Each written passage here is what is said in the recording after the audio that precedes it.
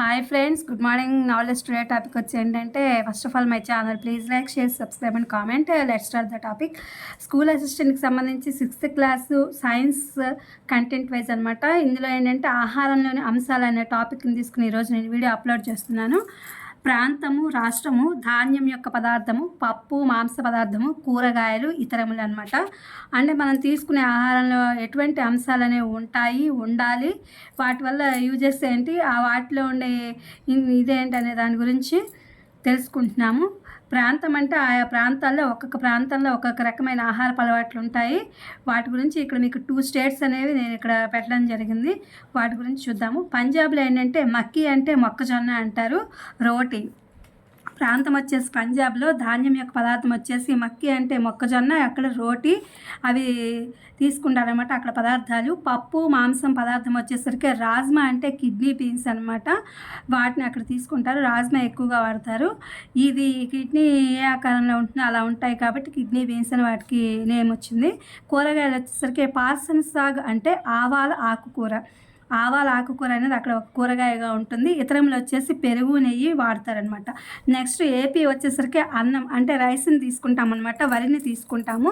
ఇక్కడ వచ్చేసి ఏంటంటే మాంసకృతులు ఎక్కువగా ఉండేది అంటే కందిపప్పు, అలాగే రసం అంటే చారు.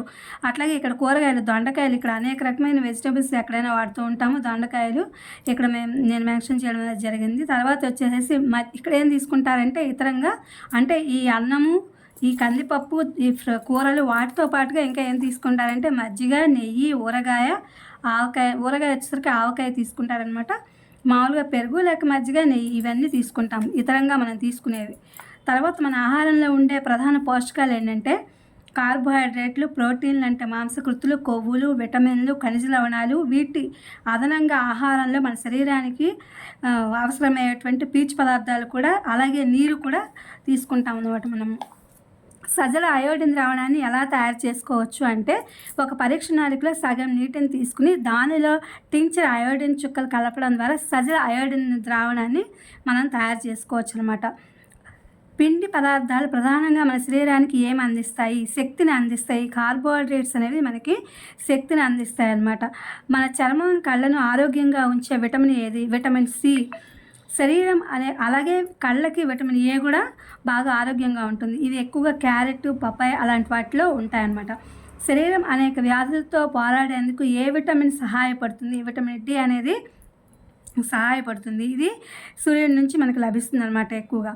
ప్రోటీన్ లభించే పదార్థాలు ఏవి? శనగలు, పెసలు, కందిపప్పు, చిక్కుడు, బఠానీ, సోయా చిక్కుడు ఇవన్నీ కూడా పప్పు ధాన్యాలు అనమాట. ఈ ప్రోటీన్ లభించే పదార్థాలన్నీ కూడా పప్పు ధాన్యాలు. మాంసంలో కల్లా ఎక్కువగా ఇందులో ప్రోటీన్ ఎక్కువగా ఉంటుందన్నమాట. జంతువుల నుంచి లభించేవేంటి? మాంసము, పాలు, చేపలు, పన్నీరు, గుడ్లు ఇవన్నీ కూడా మనకు జంతువుల నుంచి లభించేటటువంటి ఆహార పదార్థాలు అనమాట. విటమిన్ ఏ వనరులు ఏది ఎందులో ఉంటాయి? విటమిన్ ఏ అనేది బొప్పాయి, పాలు, ఫిష్ ఆయిల్, క్యారెట్, మామిడి వీటిలో ఉంటుంది విటమిన్ ఏ.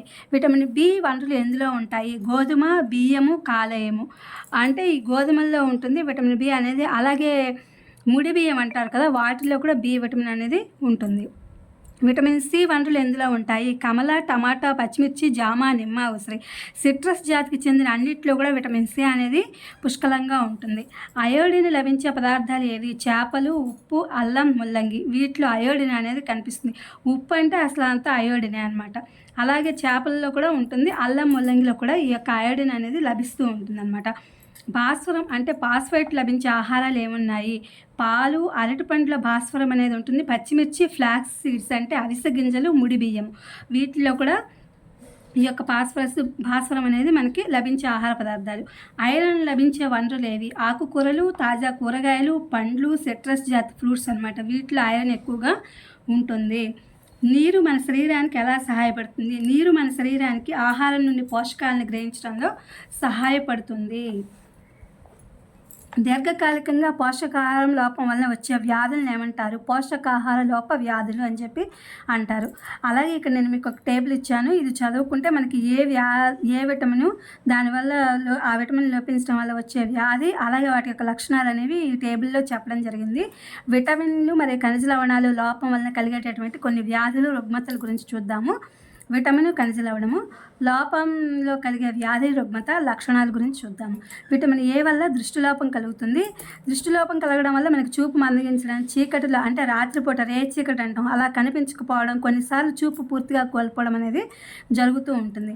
విటమిన్ B1 అంటే బేరి వ్యాధి. ఇది బలహీనమైన కండరాలు మరియు పనిచేయడానికి శక్తి సరిపోకపోవడం అనేది కూడా జరుగుతూ ఉంటుంది.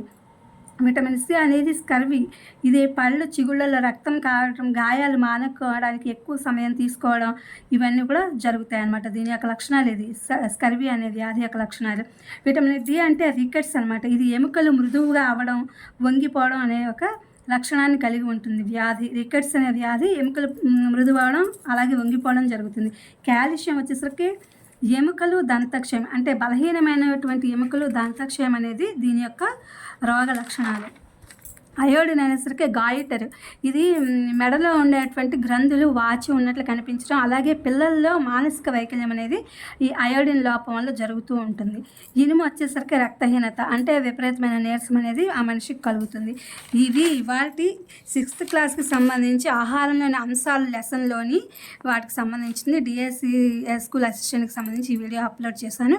Please my channel like, share, subscribe and comment. Thank you for watching. Thank you for your support.